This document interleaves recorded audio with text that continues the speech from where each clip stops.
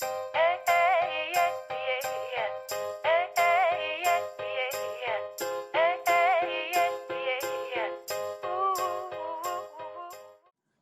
everybody, I am here today with Zaina Greene of Switch.org.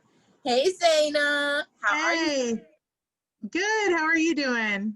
I am good. I forgot to say my name like I always do. I'm Reverend Dallas Conyers, but we're here today to talk about human trafficking, right? And this has been a huge issue. We're seeing movies about it, and it just seems like so weird of a thing. Like it's like that can't be real. But you're here to tell us it's real. Yes. So tell us, what is human trafficking? What does it actually look like? Yeah, so by definition, just to break it down easily, it is any time that someone is in the commercial sex industry and either force, fraud, or coercion is present. However, with minors, which is anyone under the age of 18, force, fraud, or coercion does not have to be present. Anytime a minor is engaging in the commercial sex industry, it is immediately considered sex trafficking. Wow. Okay, so we wanted to first say, you're saying commercial as opposed to private. So commercial just meaning like for sale. Yes, in any capacity. Yeah. In any capacity. Yes. Okay. And I'm guessing that means sex in any capacity. Yes, it can be pornographic material. It could be videos, anything that's exploitive. It doesn't like sexually exploited. It doesn't actually have to be the act of sex. So even, if there's pornographic materials, pictures, someone that could be working at a strip club, if there is any force, fraud, or coercion that is causing them to do that, then you would consider that sex trafficking. And anything of value can be exchanged too. So it doesn't even have to be that money is exchanged. It could be food, it could be rent, it could be drugs, it could be anything. Wow. So money doesn't have to be exchanged. You don't have to be in person.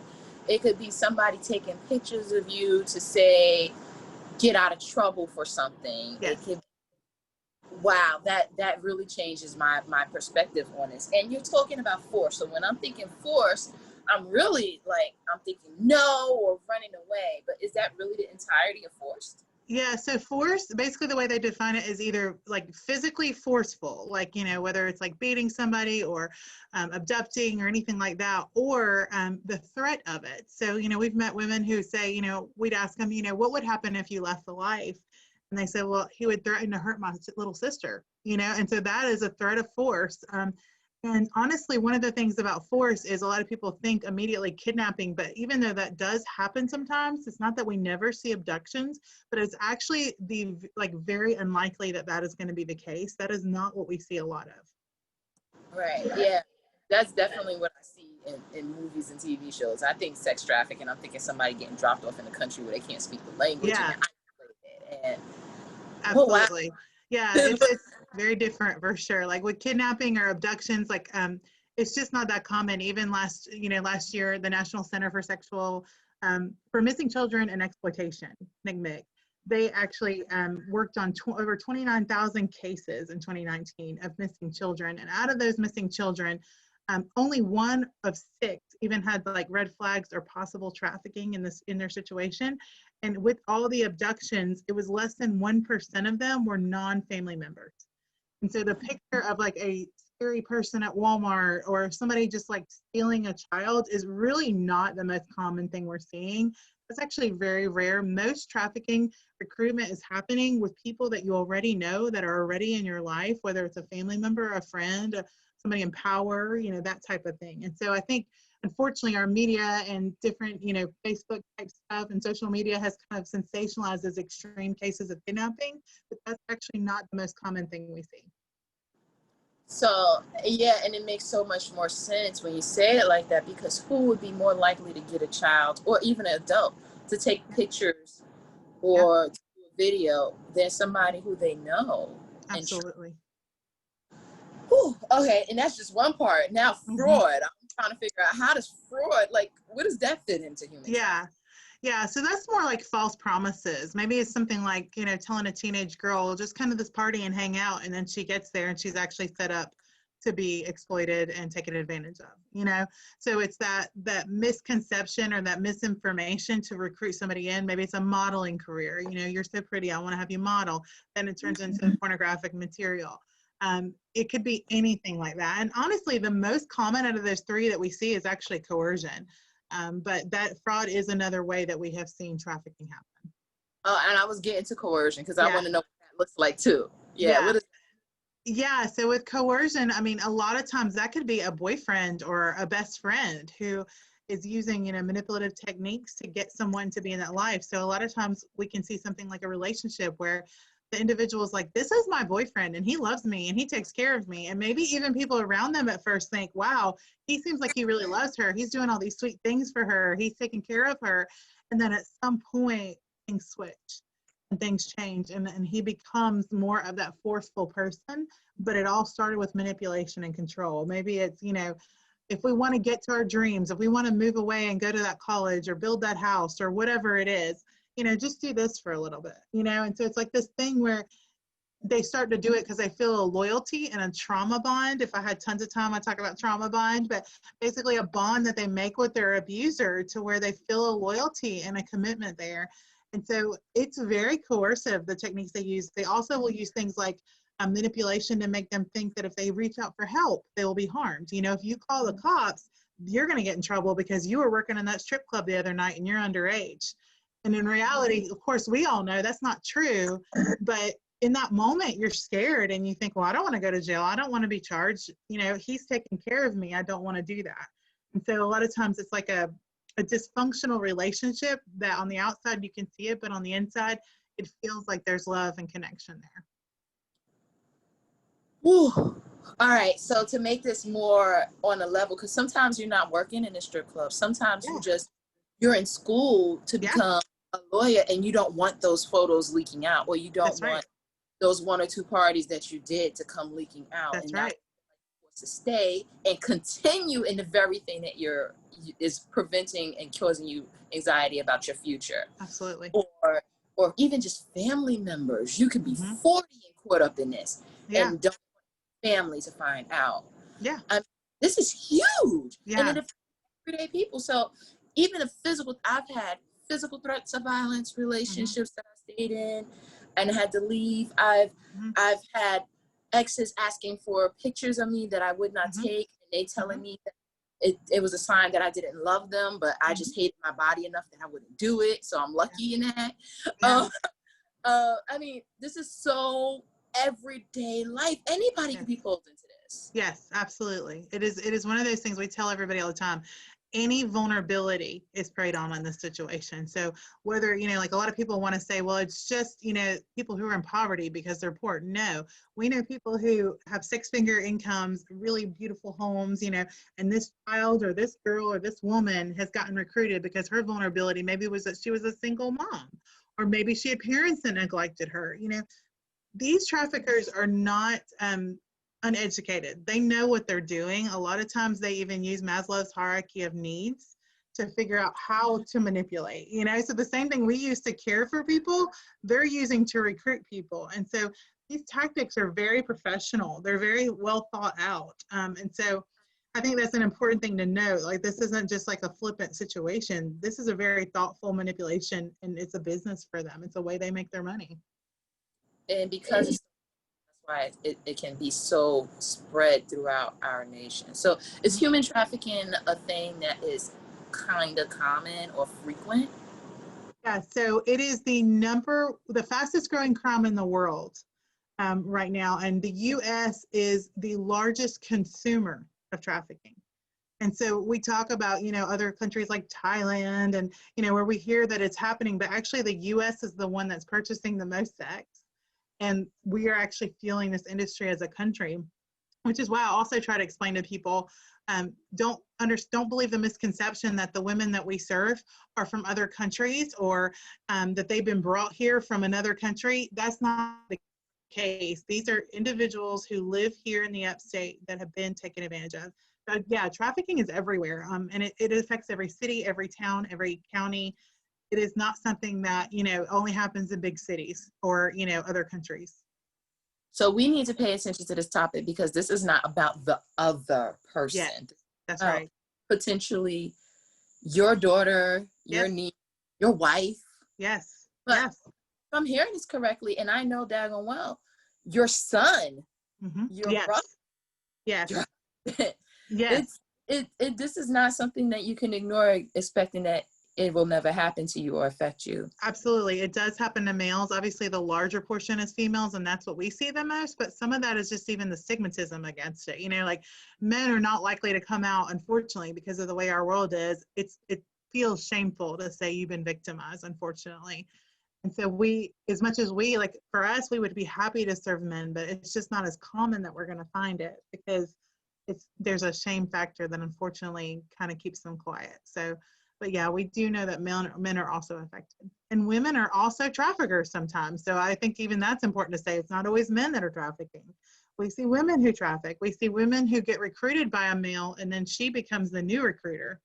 We've even seen it like on a national level. We've seen traffickers in jail and somebody else running their ring while they're in jail, you know?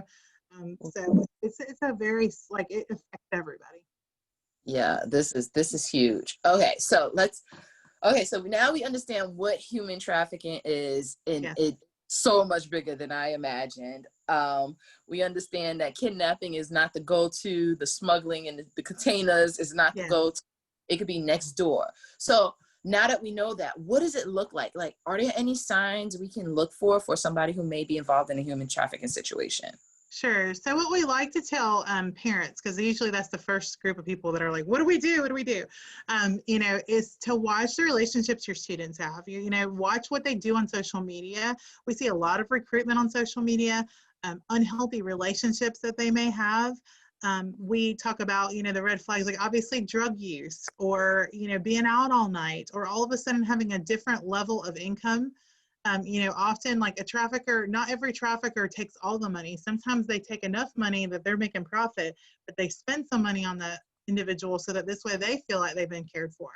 So, you know, if all of a sudden you see a girl who all of a sudden she's got designer handbags and all these kinds of things and get her nails done all the time, and maybe she didn't do that before, and you don't know where that income's coming from, that's a red flag. You know, we have seen some tattoos in the past of branding. That's not a super common thing. It used to be a lot more common than it is now. Obviously, unhealthy relationships, maybe an older boyfriend or an older friend, and the coercive nature of how it feels. Maybe it's all about that person.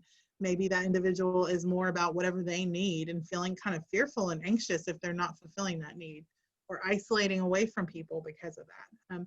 So those are some signs. I mean, there's just so many. What we always say is we all have that gut feeling. We know when something's off.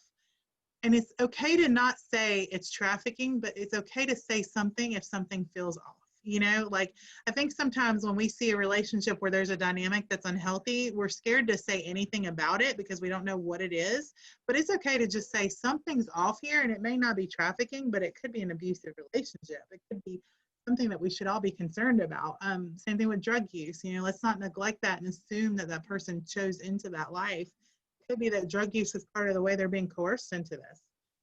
You know, we've known of traffickers like injecting drugs with some of their victims to the point that now they're physically addicted to a drug, and now they can't leave the trafficker because he is the supply for the drug. You know, so I mean, we just have to be, I guess, mindful that what it looks like on the surface, there could be a lot more going on.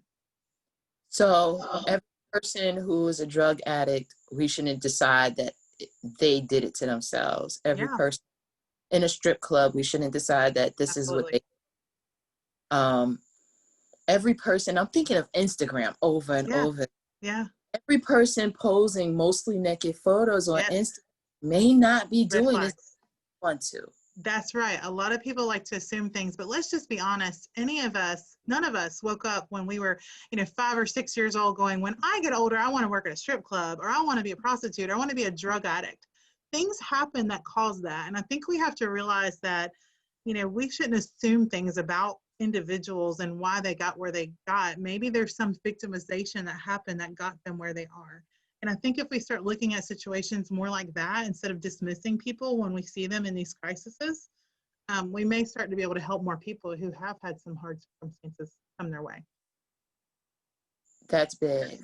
Okay, Mhm. so helping people different directions. The first thing I'm thinking is, and I'm gonna go back to the Instagram model thing, right? Because that's so big, especially in the young age group. I would never think that there's something I could do. Like, is there anything out there? Is there a law? Is there a bill that says, even if we get this person out of it, can we get this person who did this to them or force them into this in trouble? Is there, not specifically Instagram model, but are there bills and laws around human trafficking? Yes, absolutely. So in South Carolina specifically, it's the South Carolina Code section 16-3-2010 through 2090, but it's a bill that was passed in 2012 that basically brought new legislation to combat human trafficking in South Carolina. And it really actually made us one of the highest ranking human trafficking laws in the country. And this statute actually increases the penalties on human traffickers and puts more criminal liability for business owners who engage in human trafficking, because we see that too, as well as restitution for victims. So that's really important. And then also, because of that bill, there was also a piece of it that included that the Attorney General's Office of South Carolina would then form a human trafficking task force, which we actually sit on at Switch. But basically, they formed a task force to help start to combat this issue and bring the right people around the table to figure out what we can continue to do to be able to, increase investigations, help provide services for victims, be able to know what resources there are in our state to take care of, individuals who are struggling, that kind of thing. So that has been a huge step in the right direction, and to have that task force then be put in place has kind of helped us have connections around the state of who's doing what and what can be done. Those are awesome, and thank you for, because it sounds like not only are you on the regular route of getting a bill, but you're also forging alliances with the Attorney General's office. So you stepped out and forged an alliance to get this done. So you were really advocating. Well, I wasn't actually involved in that bill, but that was a bill that got done, but people were. And it's cool to see the people that were around then. I actually didn't start at Switch till 2014. And that's when I really started to be boots in the ground on this work. People that worked on this, it's really neat to see them still sitting at the table, and still making these connections so that we can continue to do this work. So now there is another bill, if you want me to mention that. That's one that we're actually working on right now. And it's called S194. And that bill specifically addresses the supply and demand issue that we have here with trafficking. Because the reality is, as I mentioned earlier, the US is the #1 consumer of of commercial sex, of human trafficking. And the reason why is because we, as a country, we consume porn, we consume, sex. Our strip clubs are always very busy. We are buyers of sex as a country. And a lot of people don't understand that pornography actually is even connected to that, but I can go on with that later. But this bill is called S194. And basically what it's doing is it's increasing the accountability on buyers of sex. Right now, if somebody purchases sex in the commercial sex industry, it is like a slap on the hand. It is less than a traffic ticket. And the reality is if we don't start addressing that, it's so much more likely for us to point fingers at women who are in the life of prostitution and say, well, she should be charged. But the man who bought that sex, we're not doing anything about. And so the reality is that needs to increase. So this bill, S194, is actually increasing the mandatory minimum fine on buyers. And right now, we've been working on it for several years. It's kind of held up because there's a discrepancy between the House and the Senate, and they're in disagreement about something. So we're actually encouraging people to connect with Jay Lucas, our Speaker of the House, and ask him to form a committee so we can get resolution around this. Okay, so we're now, because this is a voter education advocacy campaign, right? So basically, you have said that if a person wants to get involved in talking about human trafficking in South Carolina, they can contact the Attorney General's office because there's a task force being set up. They also could talk to and contact our South Carolina Speaker of the House, Jay Lucas, and say, hey, we heard that you're being asked to work on something. You should really work on this because we care about it. And we're absolutely. Okay, and then there's also, and we also learned from that there are penalties already in place, and also that there's restitution already in place. So that's not a bill that's proposed. This is a law. Absolutely. So this isn't something where a person who is found and pulled out of it just has to slink off into the darkness and never feel like justice was served. There actually was around this. So it's worth getting involved in because something can done. Absolutely. Yes. So it's worth it. Okay, Yes. that's awesome. So Yes. my next question is this a topic that affects the Black and Brown community? Absolutely. Actually, disproportionately so. There are a lot of new articles that have been coming out and some trends that we're seeing in the movement that is showing that it's disproportionately affecting the Black community and the Latino community. Both communities, I'm reading a lot about that. I know here at Switch, currently, our biggest demographic right now is still Caucasian women. And so that's even kind of a shocker for some people, because I think a lot of times people are thinking, oh, it's people from an Asian country or from a Hispanic country coming here and being trafficked. And that's just not the case. The individuals we're serving live here in the upstate of South Carolina and have been trafficked here in the upstate of South Carolina. And so I think that's important to say, but yes, I do think there's a disproportionate amount of people being affected from the Black community as well as the Hispanic community. That's big. So, and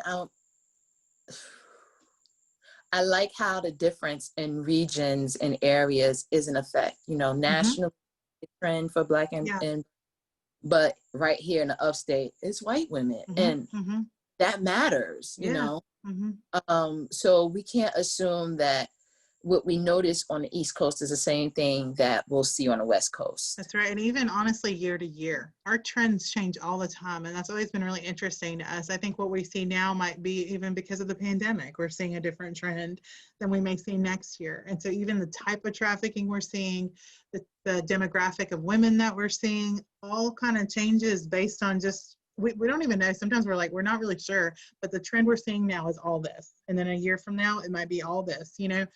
It just seems like there's different, I guess, based on the climate and even maybe the purchasing amount, you know, the way people are purchasing, we're just seeing different demographics. I'm sure it also has to do with where our outreaches are focused and what we're actually seeing in the different areas that we're in, but we have continued to expand the people that we were working with from different demographics, because we work with, you know, the detention centers, youth shelters, different areas where we know this is happening. And so the more we're expanding, I think we're seeing a different demographic than maybe we would have if we were just in one detention center in one county. You know what I mean? I think that makes a difference too.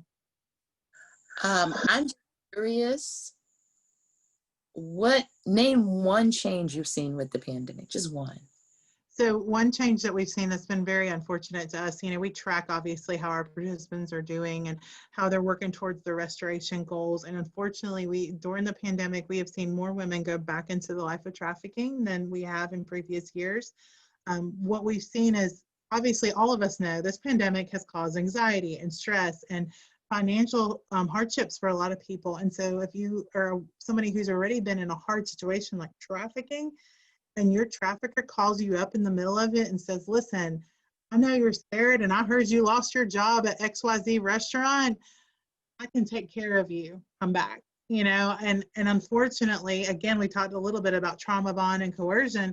It doesn't always take long for them to choose to go back in. What's really cool is, though, that we've also seen some women with more resilience than we ever, you know, could have imagined. And they're responding and being like, absolutely not, I'm not going back. And so that's cool when you see that they've made that kind of progress. But unfortunately, some have. And that's just honestly the nature of trauma and the nature of the type of victimization that these women have experienced. It's very complex PTSD, complex trauma. And so it's just not something that can be easily overcome immediately. And so, you know, one vulnerability, one hardship, and it's very easy and tempting to just go back to what you know, even if it's awful and even if it's a hard experience. Yeah, that makes sense, because I mean, COVID has been all about change. So going back to something that's comfortable, like you said, even if it's hard, it's comforting. Wow. Yeah. Okay. You've been talking about your clients, your people. How can people get involved with Switch? How can people help boots on the ground make it in human trafficking? So 3 ways that I would suggest is what I always tell everybody. So the first one is learn more. Like, we do free education seminars anywhere. And so, you know, if you, like right now, we're doing some virtual trainings online. So this way people can connect that way. We will come and do in-person events. So learn more. You know, we can do a full hour and a half presentation and really dive into the subject a lot deeper and help people understand, because it's hard to know what to do or to see something if you don't know what you're looking for. And so we love to do that. I think that's a great way for everybody to be educated, and it's not something that's ongoing. It's, you know, that hour and a half commitment one time, and now you can be someone that can be in voice. And that includes also connecting to us on social media. We're on Facebook and Instagram, so getting connected to us, see what's going on. We try to keep it updated on new information so people can stay connected to the movement. The second way is to volunteer. We love having volunteers. We need volunteers. We would not survive without volunteers. I think right now we have like 125 volunteers in our programs. So volunteers can do everything from, you know, being educators, you know, helping speak about this issue to other people. So we train them to train, to working directly with our participants and being mentors alongside them, or being a pen pal when they're in the detention center. Like, there's all kinds of options we have based on people's comfort level for men and women. You know, not everything, obviously, like men can't mentor women, but there's a lot of things that men can do as well to get involved. And then the third thing I would say is give. You know, we have tangible needs and financial needs to help run this thing. And so I know a lot of times people get almost overwhelmed with such a heavy subject, and it's not something that everybody is made to do. Like, not everybody can handle the heaviness of this on a day-to-day basis or have the time to do it, Right. to be able to, you know, like go and do the work. But giving and helping us do the work is awesome.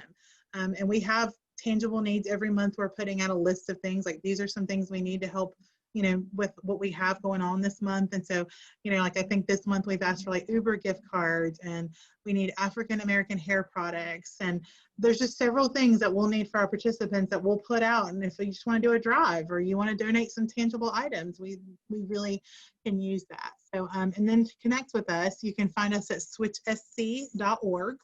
And then we're on Facebook and Instagram, and our handle is at switch4216.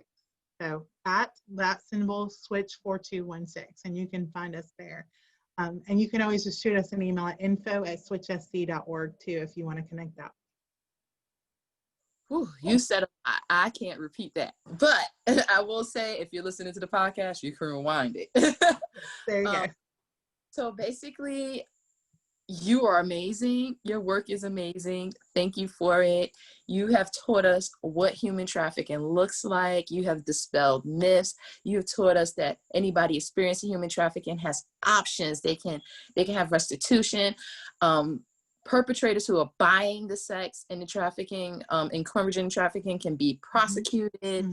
There's still new legislation that's going to continue that effort, so we can become advocates and contact our state AG and our state Speaker of the House, and can also get involved with Switch as either a volunteer, giving our time, or even just as simply as learning more in depth, teaching other people what to look for and how to get out. And you can give of your money or your goods. So you have so much power and ability to end human trafficking, and you don't have to figure it out on your own. You can hit up switch.org, that is SWITCH, and they will tell you how you can be effective in making a change. This is Reverend Dallas Conyers. I hope you enjoyed Ms. Zaina Greene dropping all of this lovely knowledge on you. Thank you, Zaina. Oh, thank you. Have a blessed day, and I hope your efforts are feeding your soul every day. Bye.